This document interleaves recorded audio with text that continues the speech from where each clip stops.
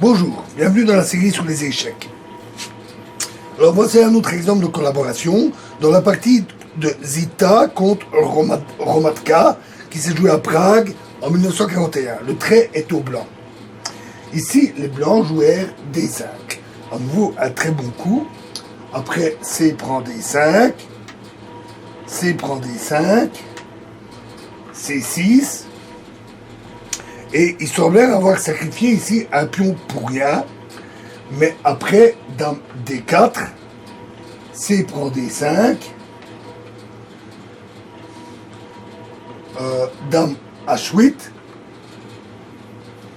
roi E6, dame E5, échec, roi F7, et alors fou D4. Et c'est là qu'il a paru que fou et dame étaient très efficacement positionnés sur la grande diagonale qu'ils ont dégagée par cette avance de pion et que la position noire est complètement paralysée. Les noirs se retrouvent, comme on dit, en zugzwang. La suite fut A6 et A4. Et les noirs n'ont plus de coups raisonnables. Par exemple, après A5, c'est roi H2, dame B7, dame H8, et les noirs sont perdus. Après la capture du pion, c'est terminé. Ou alors, revenons à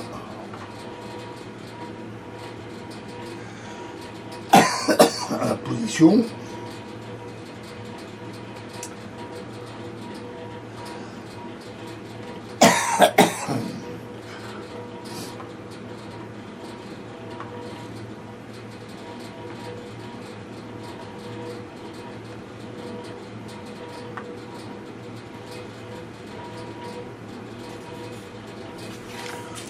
Ou alors, s'il joue dame prend A4, alors dame prend D5, échec, roi E7, fou C5, échec, roi F6, dame D8, échec, roi E6, dame E7, échec, roi D5 et fou E3 et à nouveau les noirs perdent les pions H7 ou G6 et la supériorité des pions à les rois décide en leur faveur. Dans la partie, remettons les pièces. On va remettre.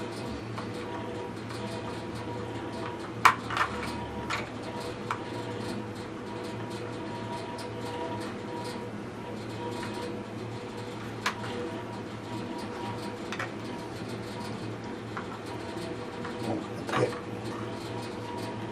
D5, C prend D5, C prend D5, C6, pardon, d'abord dame H8,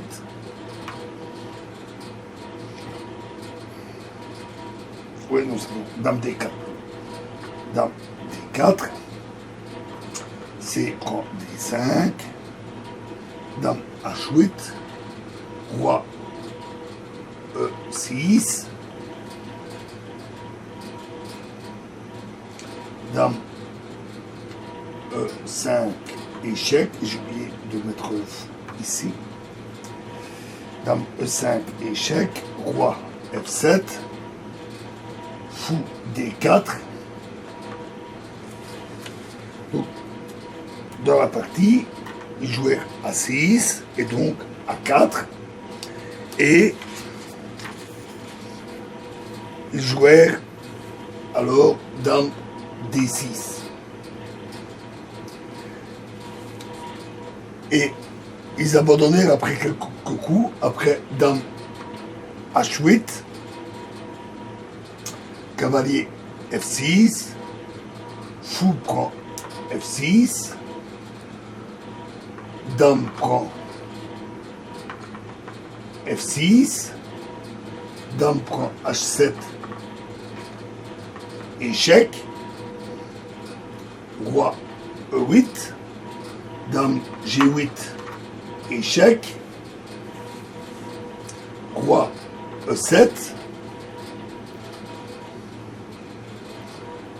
dame prend D5, roi F8 et A5. Et ils abandonnèrent à ce stade-là car la finale est totalement sans espoir. Par exemple, sur roi E7, dame B7, échec, roi F8, dame B8, échec, roi E7 et dame B6. Et alors l'échange des dames est forcé, ou alors les blancs, la dame capture le pion noir. Et si l'échange de dames se fait, on a un pion passé particulièrement dangereux, mortel en fait.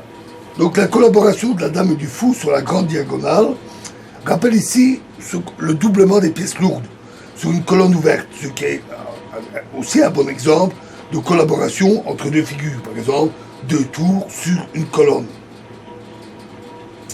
Dans l'attaque contre le roi dépouillé, on va prendre une tour.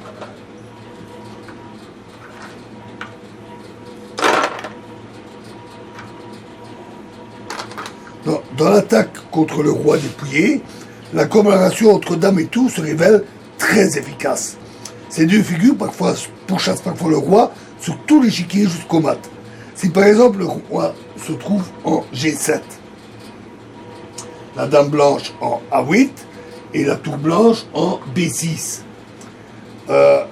les figures blanches forcent le mat en chassant le roi par des échecs continuels jusqu'en A7, quand un mat plus rapide n'est pas permis par une disposition particulière des pièces blanches ou noires.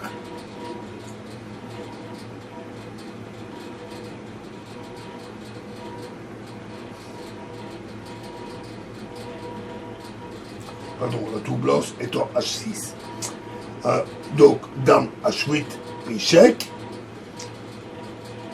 roi F7, tour F6, échec, roi E7, dame F8, échec, roi D7, tour D6, échec, roi C7, dame D8, échec, etc. Mat en quelques coups.